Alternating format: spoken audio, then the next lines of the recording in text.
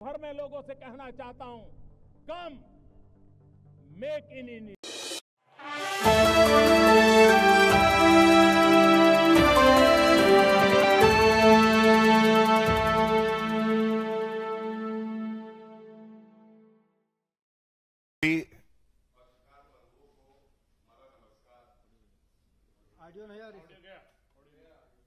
सभी पत्रकार बंधुओं को हमारा नमस्कार।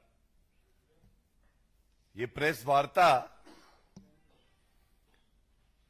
एक बहुत ही अहम बिंदु पे हम यहां पे कर रहे हैं। हम सब जानते हैं कि ऑपरेशन सिंदूर किस तरह से सफलता की पराकाष्ठा है। हर भारतीय गौरवान्वित है। पूरा विश्व आदरणीय प्रधानमंत्री श्री नरेंद्र मोदी जी की नेतृत्व का लोहा मान रहा है। हमारी वीर सेना ने जिस तरह से पाकिस्तान को सबक सिखाया है, भारत में ही नहीं विदेश में भी सारे देश वाहवाही कर रहे हैं, बता रहे हैं कैसे भारत का संकल्प है कि आतंकवाद को जड़ से उखाड़ देना है। और केवल 100 आतंकी जो ढेर हुए हैं उनको खत्म करना हमारा मकसद नहीं है। आतंकवाद को खत्म करना और जो उनके आका हैं उनको भी नेस्त नाबूद करना, इस मकसद से ऑपरेशन सिंदूर चल रहा है। इस वक्त जब भारत को एकजुट हो जाना है, 140 करोड़ नागरिक आदरणीय प्रधानमंत्री श्री नरेंद्र मोदी जी के साथ खड़े हैं। आदरणीय प्रधानमंत्री श्री नरेंद्र मोदी जी ने देश की वीर सेना को खुली छूट दी है। उस वक्त लोकतंत्र का एक अहम स्तंभ नेता प्रतिपक्ष और विपक्ष की कांग्रेस पार्टी भी है। और जिस तरह से अपरिपक्व ऐसे वक्तव्य जो सच्चाई से कोसों दूर हैं, गैर जिम्मेदाराना है, ये वक्तव्य नेता प्रतिपक्ष राहुल गांधी जी द्वारा समय समय पर दिए जा रहे हैं। और इसीलिए बड़े भारी मन से, बड़ी पीड़ा से ये प्रेस वार्ता करके अमर्यादित चरित्र जो राहुल गांधी का बन गया है, इसको इंगित करने का प्रयास है। ये पूरा देश आज कह रहा है जो बात मैं इस मंच से अपने साथी प्रदीप भंडारी जी के साथ आपके समक्ष रख रहा हूं। आज राहुल गांधी से ये देश सवाल पूछ रहा है, राहुल गांधी जी आप देश के प्रधानमंत्री जी के साथ मतभेद रखते हैं। ये ठीक है, लोकतंत्र में मतभेद हो सकते हैं, लेकिन प्रधानमंत्री जी के लिए तू तड़ाक की भाषा का इस्तेमाल करना, आपके बयान का समर्थन पाकिस्तान में होना, वहां की संसद में उन्हें चलाए जाना, कांग्रेस के नेताओं के बयान का सहारा लेकर भारत को बदनाम करना पाकिस्तान द्वारा, और आपका मौन रहना, यह चिंताजनक है। आप तय कीजिए राहुल गांधी जी, आप किस तरफ हैं? आप भारत के नेता प्रतिपक्ष हैं या पाकिस्तान के निशाने पाकिस्तान हैं? यह आपको तय करना है। और बड़े दुख के साथ मैं कह रहा हूं, सार्वजनिक जीवन में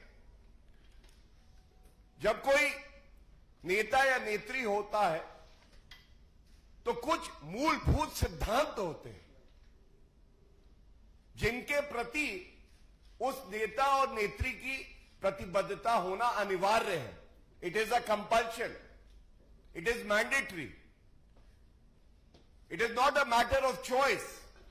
These principles have to be followed by any person who is in public life.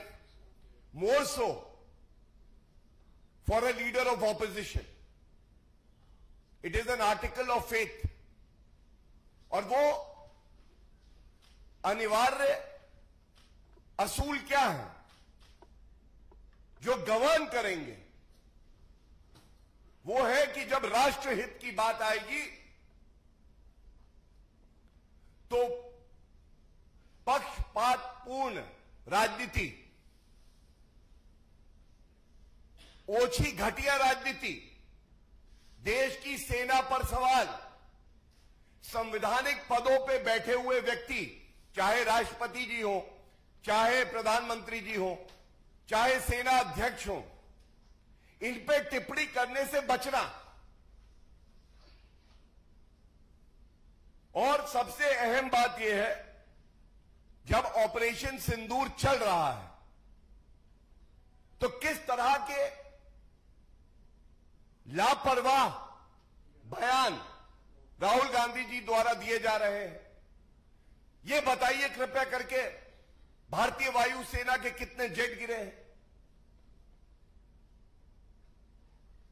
हमारी सेना ने प्रेस वार्ता करी और मुझे याद है 11 मई को डीजीएमओ भी थे और एयर मार्शल भारती जी भी थे और उनसे ये सवाल हमारे देश के चौथे स्तंभ मीडिया ने पूछा. उन्होंने कहा, we are in a combat scenario. It is not prudent for us to answer that question. 11 मई की बात है.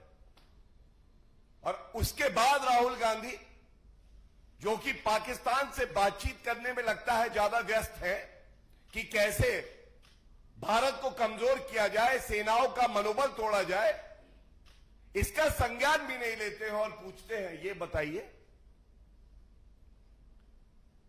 कितने फाइटर प्लेन भारत के गिरे हैं?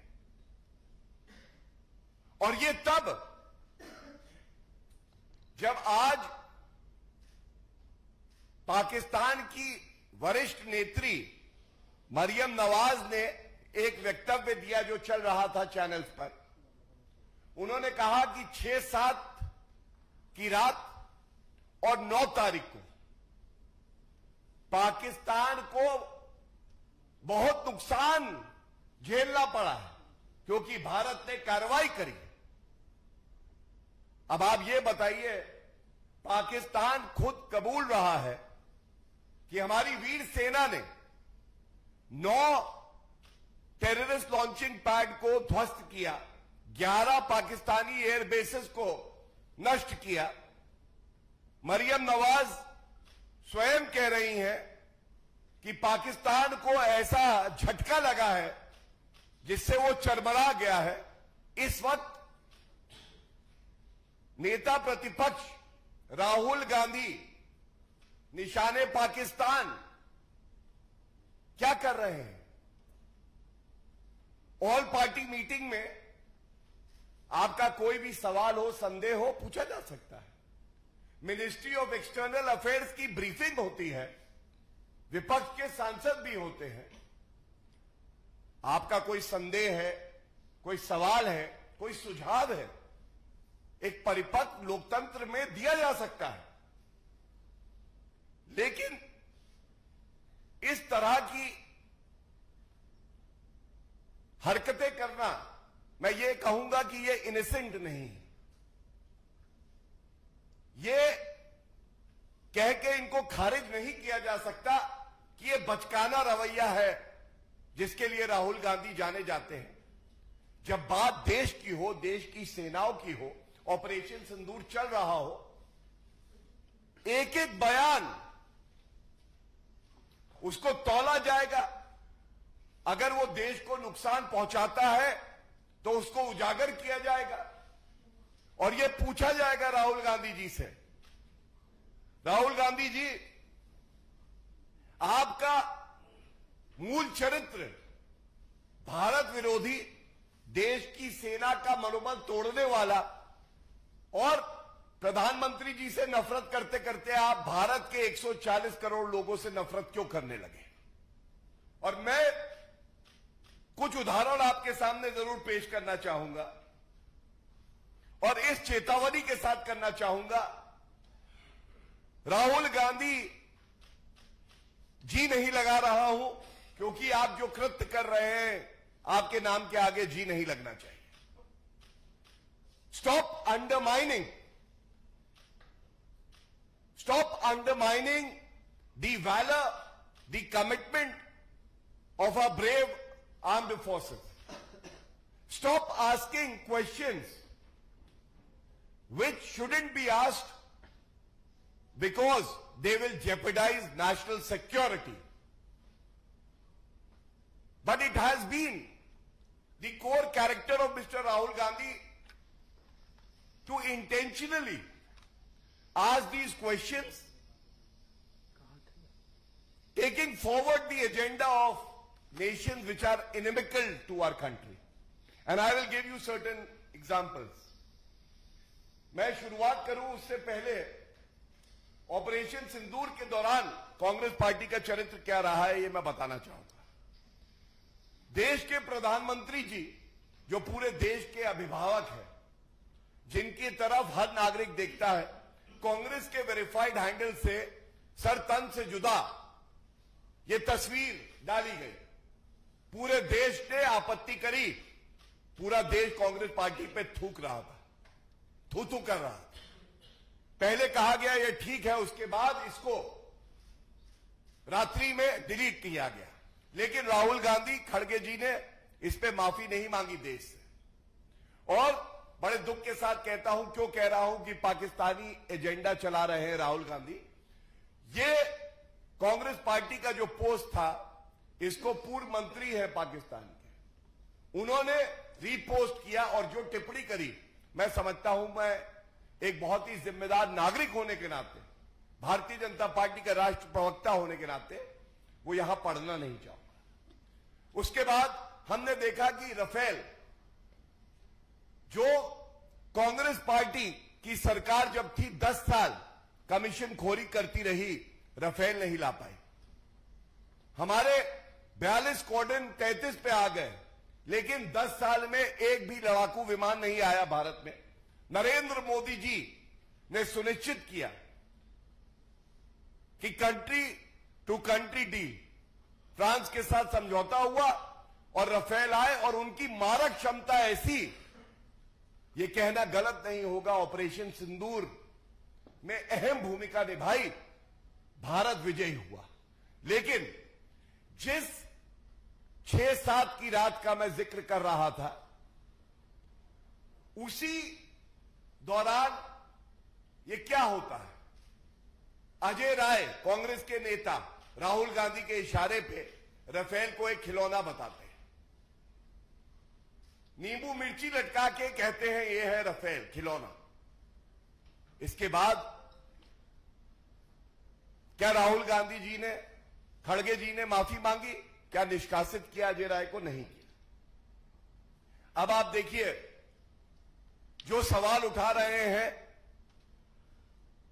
कि नरेंद्र मोदी जी की मजबूत सरकार ने, हमारी वीर सेना ने क्या कार्रवाई करी, उनके विधायक कर्नाटका के मंजूनाथ प्रमाण मांग रहे हैं, प्रमाण दो, जैसा सर्जिकल स्ट्राइक और बालाकोट एयर स्ट्राइक में कहा था।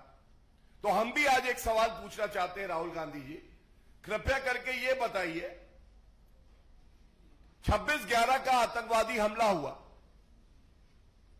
160 से ज्यादा भारतीय नागरिक मारे गए। बहुत ही प्रतिष्ठित अखबार की मैं तस्वीर दिखाता हूं, राहुल गांधी क्या कर रहे थे। 3-4 बजे तक नाच गाना चल रहा था। ये 26/11 के आतंकवादी हमले के कुछ दिन बाद, 2-3 दिन बाद की एक न्यूज रिपोर्ट है, पहला। दूसरा, सेना का मनोबल तोड़ना। जब गलवान में चीनी सेना ने दुस्साहस करने का प्रयास किया। हमारी वीर सेना ने चीनी सेना को सबक सिखाया और दिखाया कि पराक्रम की पराकाष्ठा कुछ है तो हमारी वीर सेना है। यह बयान है राहुल गांधी का मनोबल तोड़ने का, तब भी जैसे अब कर रहे हैं। क्या कहा इन्होंने कहा China thrashing our security forces personnel in Arunachal. भारतीय सेना चीनी सेना से पिट रही है। ये बार बार इस तरह के बयान क्या भारत के खिलाफ साजिश नहीं है? क्या एक नेता प्रतिपक्ष को यह नहीं पता होना चाहिए कि किस समय किस तरह के सवाल पूछे जाएंगे, कब भारत माता के साथ खड़ा होना है? यह चिंताजनक है। और जो बार बार जानकारी सरकार से मांग रहे हैं, सेना से मांग रहे हैं, उस समय जब ऑपरेशन सिंदूर चल रहा है, ये बहुत महत्वपूर्ण सवाल हम इस मंच से उठाते हैं। आप जब सत्ता में थे राहुल गांधी जी, ये तस्वीर है, ये दर्शाती है किस तरह से गांधी परिवार ने भारत माता की परवाह नहीं करी, अपने हित को साधने का काम किया। इस करार में क्या लिखा है? 2008 में यह हुआ था, पार्टी टू पार्टी, चीन की पार्टी से। हम बार बार पूछते हैं, नागरिकों को जानने का हक है, लेकिन ना राहुल गांधी जी बताते हैं। और ये वो राहुल गांधी जी जो सेना से ऑपरेशन सिंदूर चल रहा है उस दौरान चाहते हैं सारी जानकारी दो, वही पैमाना लगाते हुए, वही मापदंड लगाते हुए। राहुल जी, हम आपसे कहते हैं, सोनिया जी, हम आपसे कहते हैं, कृपया इसको सार्वजनिक करिए। क्यों छुपा रहे हैं? क्या ये हमारा मूल अधिकार नहीं है कि हम जाने? बिल्कुल है, और हम ये सवाल पूछते रहेंगे। और इसी के साथ मैं एक बात और कह दूं, एक सारांश प्रयास करता हूं कि गागर में सागर भरे और ये जानकारी सब तक पहुंचे।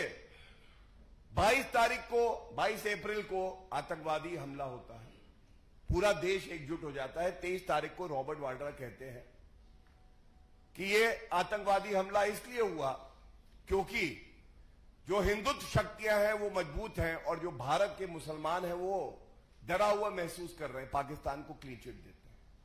राहुल गांधी, खड़गे जी चुप रहते हैं। 30 अप्रैल को मैंने दिखाया, प्रधानमंत्री जी के लिए ऐसा गैर मर्यादित ट्वीट आता है, सर तन से जुदा।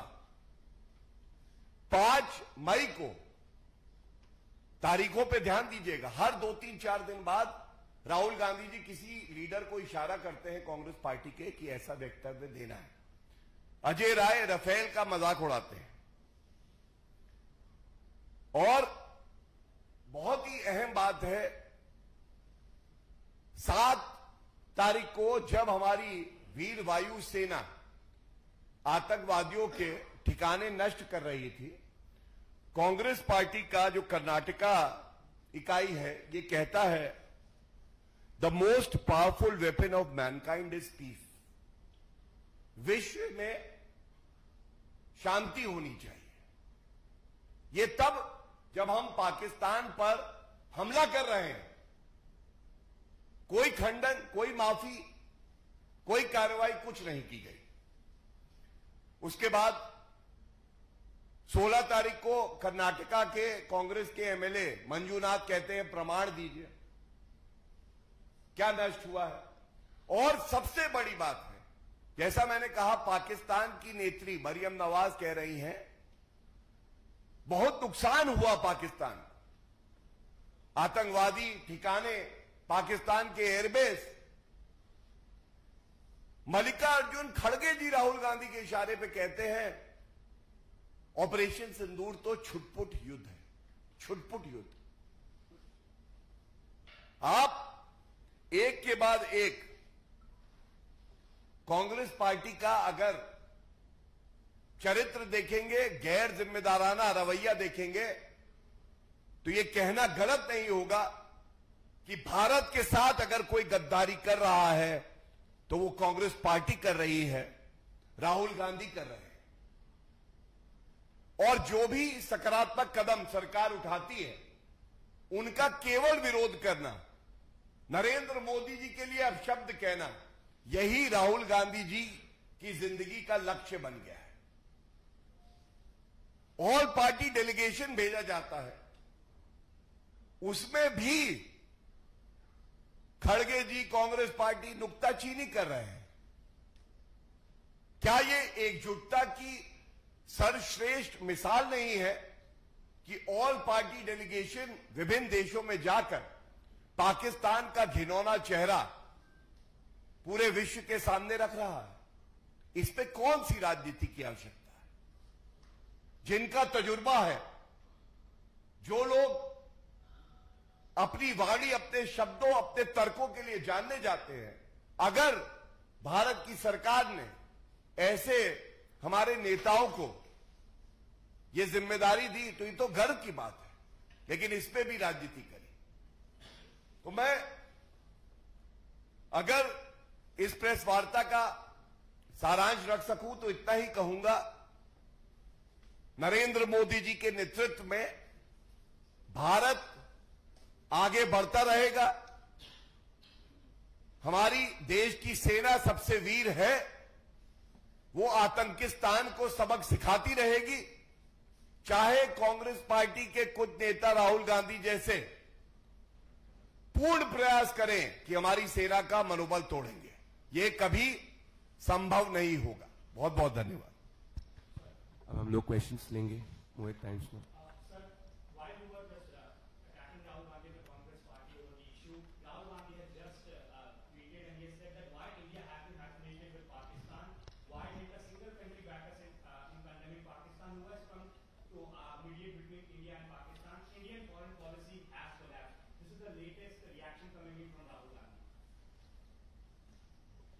Rahul Gandhi, in his own eyes, feel he is the best diplomat that the world has ever seen.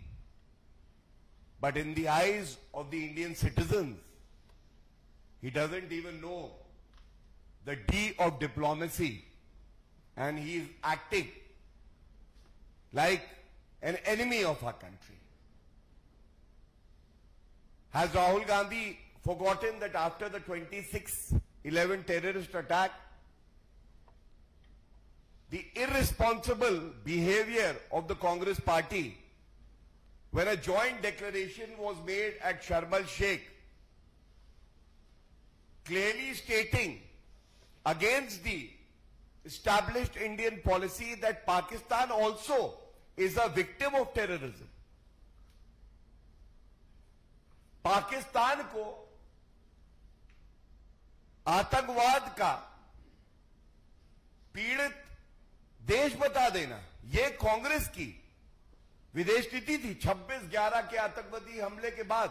और दूसरी बात, आज पूरा विश्व नरेंद्र मोदी जी के नेतृत्व का लोहा मानता है।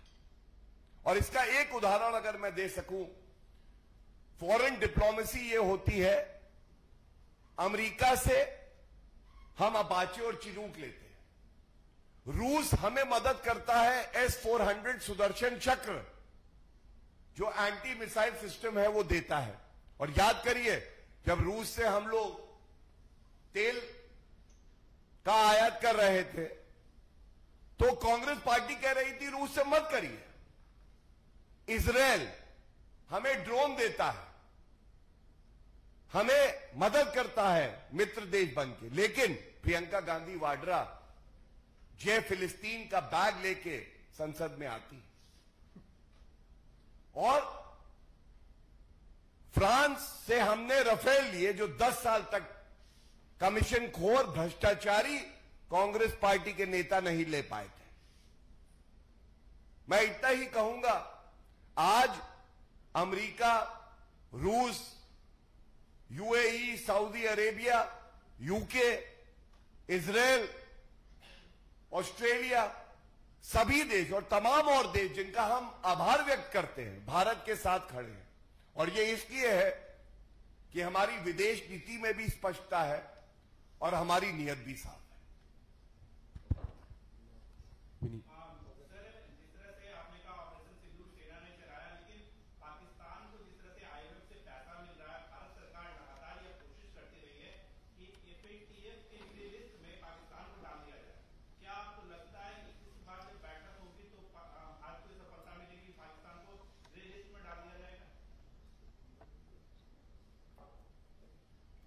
देखिए, जब आप आईएमएफ से सहायता पाकिस्तान को मिल रही है इसका जिक्र करते हैं तो मैं एक बात जरूर स्पष्ट करना चाहूंगा।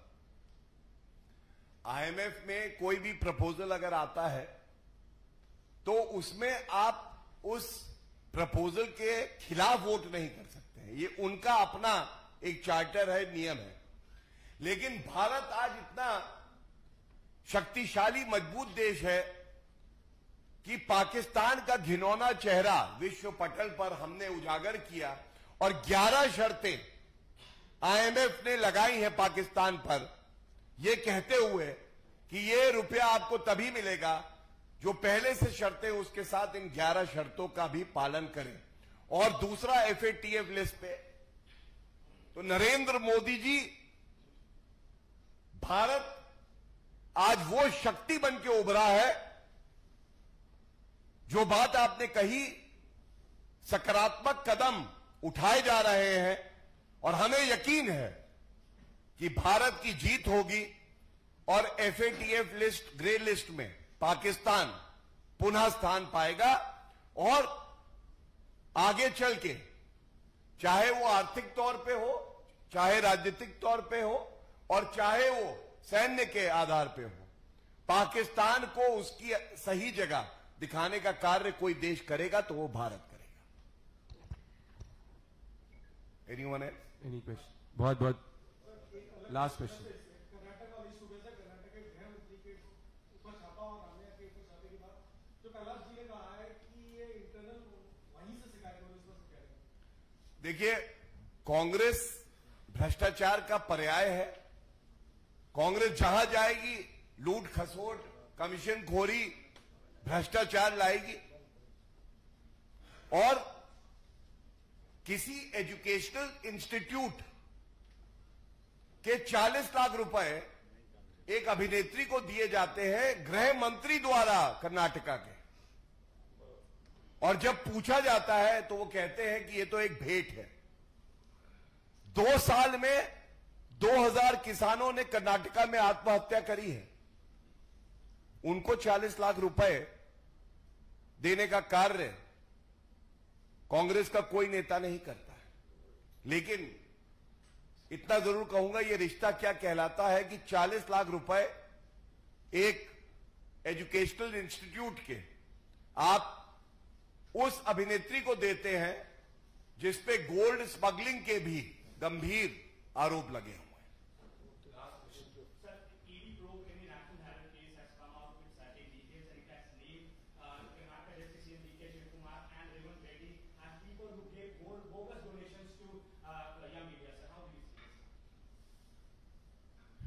ये बहुत ही गंभीर एक मामला है और हम सब जानते हैं कि पूरे विश्व का सबसे भ्रष्टाचारी राजनीतिक परिवार कोई है तो वो गांधी परिवार है। सोनिया गांधी, राहुल गांधी दोनों बेल पे बाहर हैं।